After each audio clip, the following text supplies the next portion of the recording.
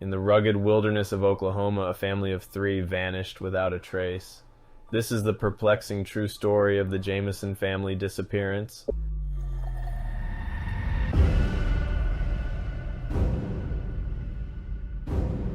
Hey, what's up, everyone?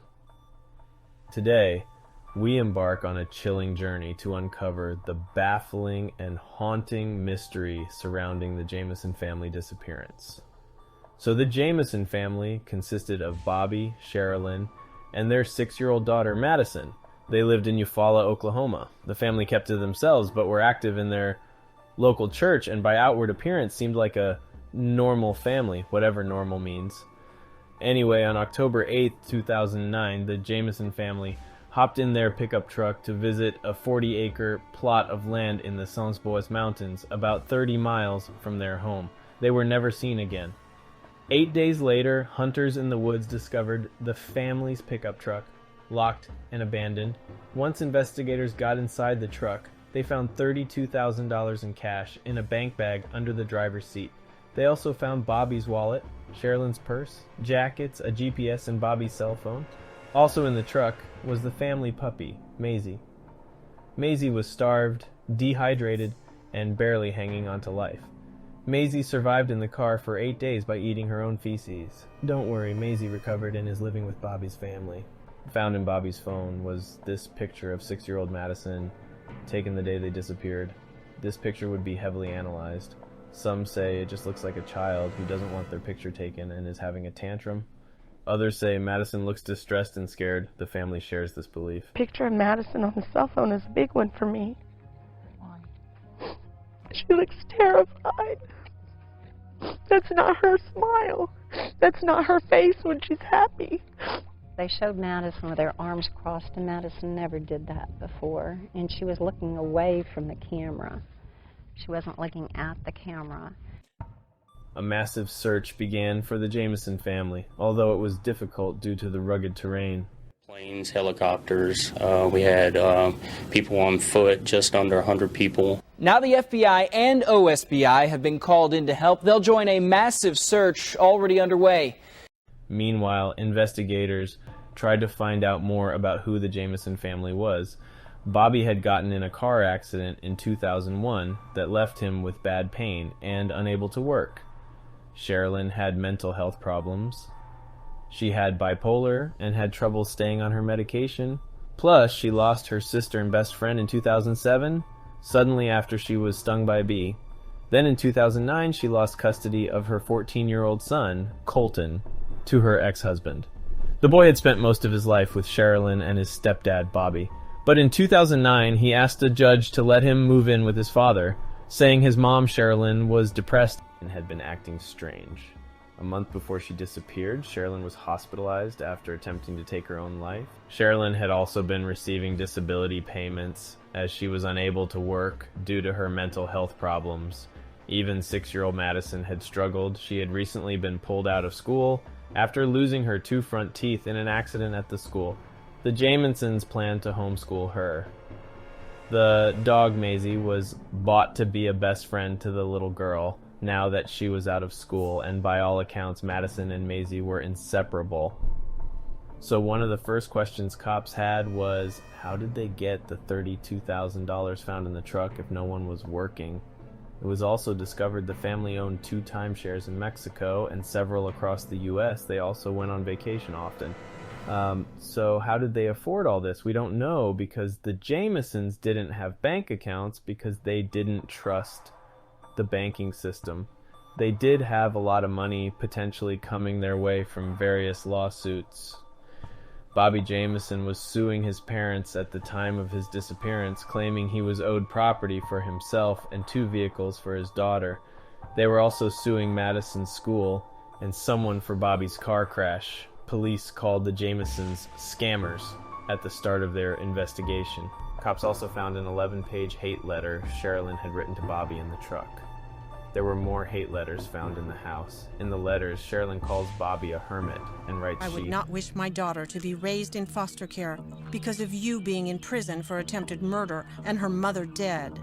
Meanwhile, loved ones hoped that they had taken off to start a new, off-the-grid life.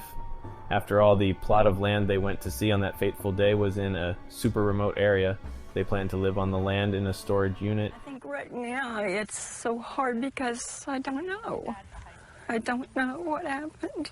All those hopes were dashed in 2013, 4 years after the Jamisons went missing. Deer hunters found the remains of 2 adults and 1 child on Saturday afternoon. Bobby and Sherilyn Jamison, along with their 6-year-old daughter, disappeared in October 2009 while looking for a plot of land in the Sambois Mountains. The remains were found about 3 miles from where the pickup truck was found. The remains were face down in a line execution style. A search of the area turned up more bones, bone fragments, clothes, and 3 pairs of shoes. A small dried flower was found with little Madison's shoes. The remains were positively identified as the Jamison family. Still, the discovery left more questions than answers. A cause of death could not be determined because the remains were so decayed.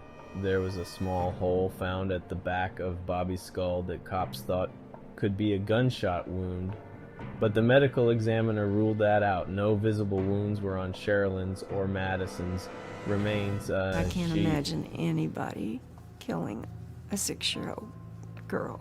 In my further imagination, I can't see that happen, and how can somebody do that? Meanwhile, cops had to figure out what happened to the Jamison family. They found out the Jamison family had a renter living with them for a few months. A month before they disappeared, the renter found out Sherilyn had Native American blood. The renter started yelling about how much he hated Indians and anyone else who wasn't white. Sherilyn promptly got her gun, put it to his head, and told him to get out of their house. Now this boarder was in jail when the Jamison family disappeared, so he couldn't have hurt them, but could one of his associates? After the Jamison family story aired on the Disappeared TV show, a reformed white supremacist with a guilty conscience called in a tip. The anonymous woman said she had been a member of the United White Knights hate group. She said the group had a list of people who the group needed to, quote, to take care of. The woman said when she searched the people on the list online, most of them were missing people. The Jamison family was on that list. Could a hate group have killed the Jamison family? It's a theory. Another theory is of the supernatural kind. On the shipping container in their yard, someone, believed to be Sherilyn, had scrawled 3 cats killed to date by people in this area. Witches don't like their black cat killed. A witch's Bible was also found on their coffee table. She knew things about witchcraft.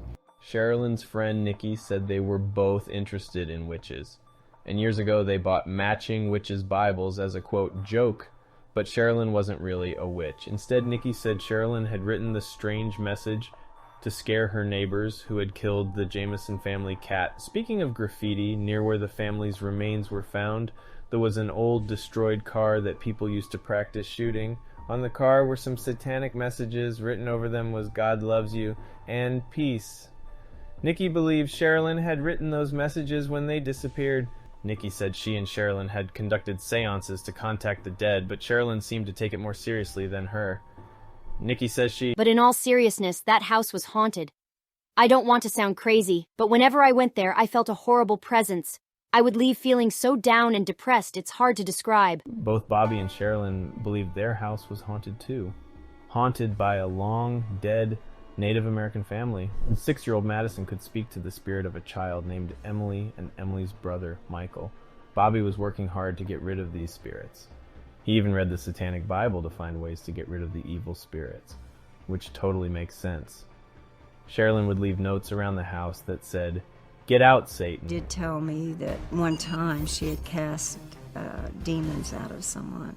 Family's pastor, Brandon, told cops both Bobby and Sherilyn told him they were under spiritual attack and now in spiritual warfare. Bobby asked Pastor Brandon if he had any bullets that could shoot spirits. They said the house might need an exorcism. Bobby seemed possessed at points. He would run at Sherilyn with black, empty eyes. He had always been so gentle before. Sherilyn and Bobby believed that there were spirits in their house, and it frightened them. Could the Jamison family been possessed by evil spirits? Bobby's mother believes they might have been killed by a religious cult. Another theory is drugs. The area where the Jamison family lived had a huge crystal meth problem. The area was filled with meth labs and was close to the Mexican border. In the weeks before they disappeared, Bobby and Sherilyn appeared gaunt and had lost a lot of weight, a sign of crystal meth use. Police also discovered security camera footage of the Jamison family packing their truck the day they disappeared. Police say the couple go back and forth to the house dozens of times in complete silence. They would sometimes have nothing in their hands. They would randomly stare off into the distance with blank expressions and look at each other with blank expressions. Police said they were in a trance-like state. How any of this can be determined from such grainy footage is beyond me. The family also denies Bobby or Sherilyn were on drugs. They had been such good parents to Madison. How could they do that on drugs? No trace of any drugs, besides Bobby's pain medicine, were found in the truck or house. Could the Jamison family have been selling drugs, though? In the surveillance video, Sherilyn is seen packing a briefcase in the truck. However, when the truck was found, the briefcase wasn't there, and it hasn't been found to this day. Many speculate the drugs or money were in that briefcase. What about the $32,000 found in the truck, though? Why would someone in a drug deal leave that money behind? Well, it's possible they didn't see it, as it had been tucked under the driver's seat. Sherilyn's mother overheard Bobby telling Sherilyn he knew of a way to make money but didn't want to involve her in it. Most sources claim the Jamison family was struggling for money since they had no jobs and their only income was disability checks. But with their numerous timeshares in the US and Mexico, were they really struggling? Or was all their money just in untraceable cash? Why would they bring their 6-year-old to a drug deal, though? It's possible that the Jamison family was not in the drug trade themselves, but stumbled across something they shouldn't have. There are close to 1,000 meth labs in rural Oklahoma. A few months before they went missing, Bobby reportedly went to the police to report a local for running a meth lab. This might have caused someone to get angry with them. Another theory is that the Jamison family were murdered by Bobby's own dad, Bob Dean Jamison. About 6 months before the disappearance, Bobby got a restraining order against his father. In the restraining order, Bobby claimed his father threatened to kill him and his family twice. He said his father was a dangerous man who thought he was above the law. He was involved with meth, prostitutes, and gangs. He had deep pockets and connections to the Mexican cartel. Bobby said he and his family were in constant fear for their lives and had installed surveillance cameras at their home because of it. Bob Gene Jamison died 2 months after the Jamison family disappeared. Bob left all his money to 6-year-old Madison Jamison. If he loved Madison enough to leave her all his money, why kill her? A less popular theory is that the family might have suffered an accident while exploring the rugged terrain. They could have gotten lost, faced exposure to harsh weather conditions, or encountered dangerous wildlife. But it would have been difficult to walk 3 miles from the pickup with Bobby's bad back and a 6-year-old. The family doesn't buy this theory. They were in danger, definitely in danger. They left the dog in the truck, and they wouldn't have ever done that because that's Madison's best friend. There's also the theory of shared insanity. Shared insanity is when people feed off the paranoia and delusions of each other, making the situation worse. It would appear by everything discussed so far that both Bobby and Sherilyn were delusional. Shared insanity has been a factor in several cases. Maybe when they were driving in the mountains, they saw another car and thought they were being chased, so they left the car and got lost. It's also possible Sherilyn killed Bobby and Madison before killing herself. After all, she was mentally ill, and there were those letters saying how much she hated Bobby.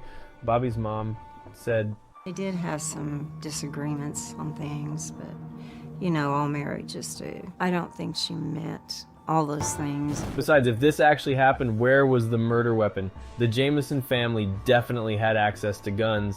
In fact, Sherilyn had a pistol on her at most times. However, no weapons were found near the remains. I guess someone could have come across the scene and stolen the gun, but it seems unlikely. Who's gonna walk 2-3 miles and then do a murder-suicide in such rough terrain when you got a 6-year-old and a hurt back. But if it was a murder-suicide, then they'd found a weapon. There is also a theory that predators killed the family for 6-year-old Madison. There is no evidence for this, though. After all, Madison was killed beside her parents. A more far-fetched theory suggests that the Jamison family entered the Witness Protection Program, which would explain why they disappeared suddenly without a trace. However, there is little evidence to support this theory. Despite extensive searches and investigations, the fate of the Jamison family remains a mystery. Law enforcement agencies and concerned individuals continue to look for any new leads or information that might shed light on what happened to them. Personally, I believe the Jamison family was murdered, and not by Sherilyn. The way their remains were found lined up side by side, face down, leads me to think this.